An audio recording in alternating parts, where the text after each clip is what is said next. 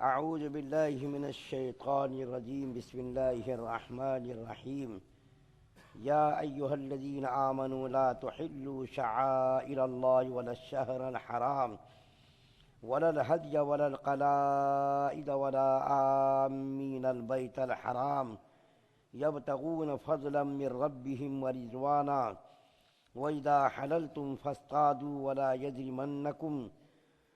يجرمنكم شنآن قوم أن صدوكم عن المسجد الحرام أن تعتدوا وتعاونوا على البر والتقوى ولا تعاونوا على الإثم والعدوان واتقوا الله إن الله شديد العقاب۔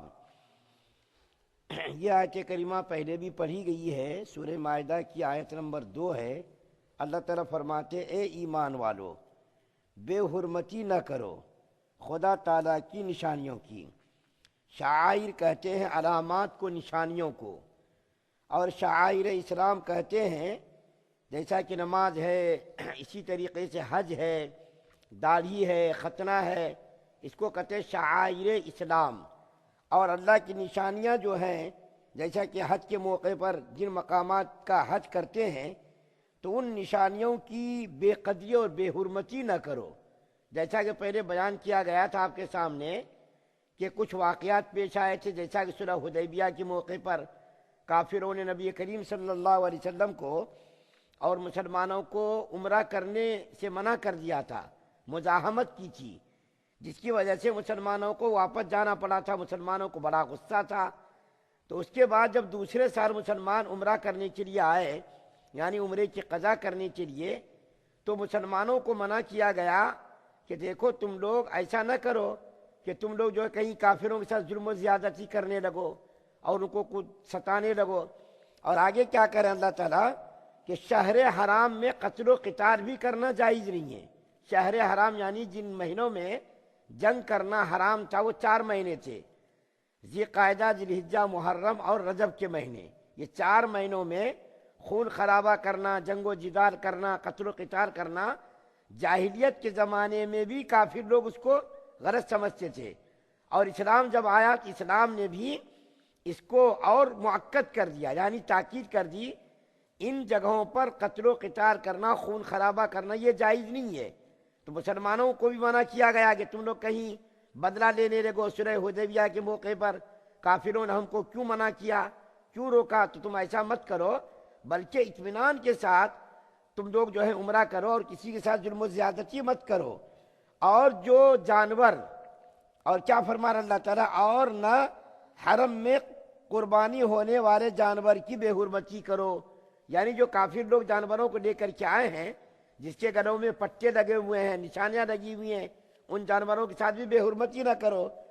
اور نہ ان جانوروں کی جن کے گلے میں پٹے پڑے ہوئے ہوں، اور نہ ان لوگوں کی جو کہ بیت الحرام کے قصد سے جا رہے ہوں۔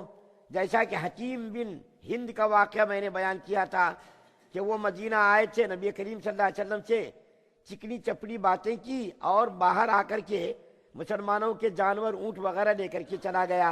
مسلمانوں نے تعاقب کیا تو وہ جو ہے مسلمانوں کی عزت سے نکل گیا۔ وہ پھر انہی جانوروں کو عمرے کے وقت یا حج کرنے کے وقت وہاں لے کر کے آ رہے تھے۔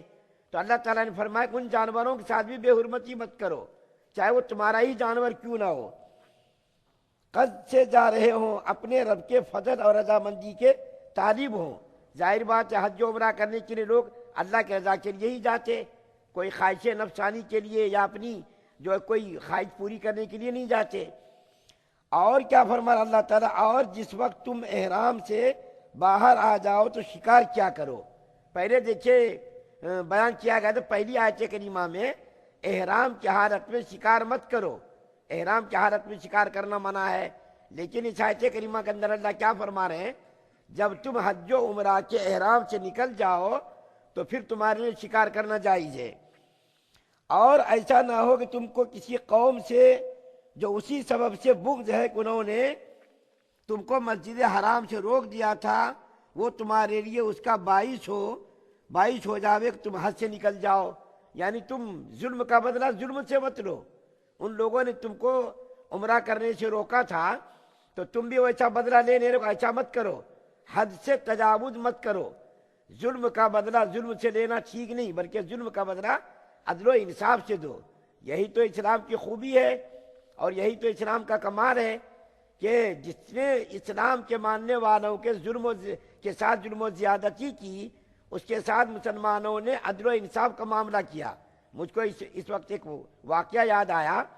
وہ واقعہ یہ ہے کہ ہندوستان کی جنگ آزادی میں مولانا شیخ الہند رحمۃ اللہ علیہ، جس کا نام محمود الحسن ہے، ہندوستان کی آزادی میں انہوں نے بڑی بڑی قربانیاں دی.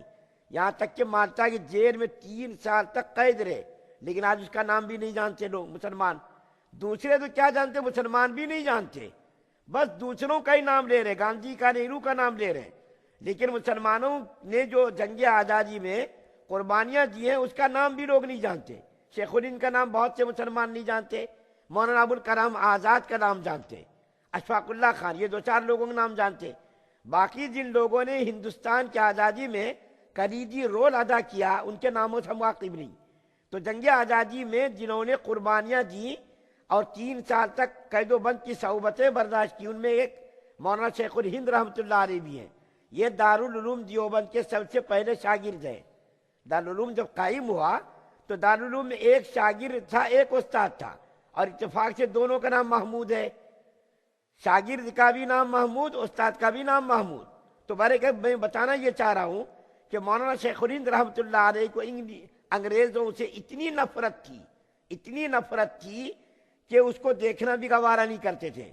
جب انگریزوں کے تعلق سے کوئی فتویٰ پوچھتا تھا کہ بتائیے انگریزوں کے بارے میں آپ فتویٰ بتائیے، تو مولانا شیخ الہند رحمۃ اللہ علیہ خود فتویٰ نہیں لکھتے تھے، بلکہ اپنے شاگردوں سے کہتے تھے اس کا فتویٰ لکھو. اور وجہ جب پوچھی جاتی تھی آپ کیوں نہیں لکھتے، تو فرماتے تھے اس لیے میں نہیں لکھتا ہوں کہ انگریزوں کی عداوت اور بغض اور دشمنی کی وجہ سے کہیں میں کچھ غلط مسئلہ نہ بیان کر دوں، اس لیے میں نہیں لکھ رہا. حالانکہ دیکھیے دشمن تھے انگریزوں سے انتہائی درجے کی نفرت تھی. اس کے باوجود کیا فرماتے تھے، میں انگریزوں کے بارے میں فتویٰ اس لیے نہیں لکھتا، اس لیے میں نہیں دیتا کہیں ایسا نہ ہو کہ حد سے میں تجاوز کر جاؤں، دشمنی میں، نفرت میں، عداوت میں، بغض میں کوئی اور تجاوز کر جاؤں. تو اپنے شاگردوں سے فرماتے تھے تم جو ہے فتویٰ لکھو تاکہ حد اعتدال کے اندر رہ کر تم فتویٰ لکھا کرو. اور آگے کیا فرمان اللہ تعالیٰ، اور نیکی اور تقوی میں ایک دوسرے کی اعانت کیا کرو. جس طریقے سے نیکی کرنا نیکی ہے، اسی طریقے سے نیکی کے بارے میں رہبری کرنا بھی نیکی ہے. اللہ کیا فرما رہے ہیں، نیکی کے بارے میں تم اعانت کیا کرو، یعنی جو کچھ بھی کر سکتے ہو نیکی کے تعلق سے تم اس کے لیے کیا کرو. اور آگے کیا فرما رہے ہیں، اور گناہ اور زیادتی میں ایک دوسرے کی اعانت مت کرو. نیکی کرنا جیسا نیکی ہے اسی طریقے سے نیکی کا راستہ بتانا بھی چاہے نیکی ہے، اور جس طریقے سے برائی کرنا برا ہے اسی طریقے سے برائی کا راستہ بتانا بھی برا ہے. برائی کرنا بھی برا ہے اور اس میں تعاون کرنا بھی برا ہے. کوئی بھی کام ہو برائی کا اس میں تعاون نہیں کرنا چاہیے، چاہے کوئی بھی کام ہو. اور نیکی کا کوئی کام ہو تو اس کے لیے رہبری کرنی چاہیے، راستہ بتانا چاہیے، تعاون کرنا چاہیے. مثال کے طور پر ہم بھائی کوئی غریب آدمی آیا تو غریب آدمی کا ہم مدد اگر نہیں کر سکتے تو کم سے کم دوسروں کو بول کر کے مدد کروا سکتے، تعاون ہے. برائی کے اندر جس طریقے سے کہ بھائی جو کام برا ہو رہا ہے اگر ہم وہ برائی روک نہیں سکتے، کم سے کم اس برائی کو دل سے برا تو سمجھ سکتے ہم. اور برائی کرنے میں رہبری کرنا، اس کا تعاون کرنا جائز نہیں بلکہ حرام ہے یہ. اور اللہ کیا فرما رہے ہیں، اللہ تعالیٰ سے ڈرا کرو، بلا شبہ اللہ تعالیٰ سخت سزا دینے والے ہیں. اللہ تعالیٰ خبردار کر رہے ہیں مسلمانوں کو، دیکھو یہ کام جو بتا رہا ہوں ان کاموں میں احتیاط کرو، جن کاموں سے میں نے روکا ان کاموں سے رک جاؤ، برے کاموں میں تعاون مت کرو، اچھے کاموں میں تعاون کرو، اور اللہ سے ڈرتے رہو، کیونکہ اللہ تعالیٰ پکڑنے والا، سخت سزا دینے والا ہے، قادر ہے، طاقت رکھنے والا اللہ کی ذات ہے. اللہ تعالیٰ سے دعا ہے کہ اللہ تعالیٰ ہم تمام مسلمانوں کو سننے زیادہ عمل کی توفیق عطا فرمائے. سبحان اللہ و بحمدہ، سبحانک اللہم و بحمدک، و نشہد ان لا